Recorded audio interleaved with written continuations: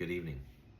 I want to talk about a subject that I think is one of the most underestimated issues in the Christian life, and that is our sin nature, otherwise known as the flesh, and its capacity to have its way, even if we're a Christian. It took me many years to grow spiritually to the point where I was aware of what my flesh looks like when it shows up, so that I could say, oh no, we don't. We're not doing that. We're not thinking that. Too many Christians are ignorant of their own flesh. They don't recognize it when it shows up. And that does a lot of damage, not only to the church, but also to our witness, to those outside of the church, who are looking upon us with a microscope, just wondering, when are you going to fail next? Galatians 5, verses 16 through 25, one of many illustrations about the flesh. Paul talks about walking in the Spirit.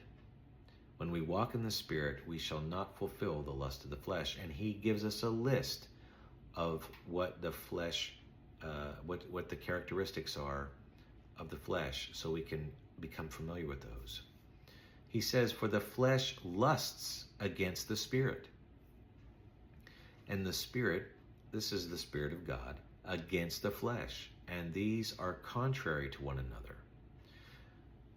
People think when they hear that we're in a spiritual war, too many Christians seem to take it as though the flesh is just like going, quit. No. It wars against the Spirit of God. Jeremiah 17:9 says, the heart is deceitful above all things and desperately wicked. Who can know it? We are in a war, not just with our own flesh, but with Satan and the enemies of God and other people's flesh. So all the more reason to abide in Christ and to seek Him daily. Be in prayer. Earnest prayer, not just routine. Don't just pray because you have to. Pray because you know you need that connection with God.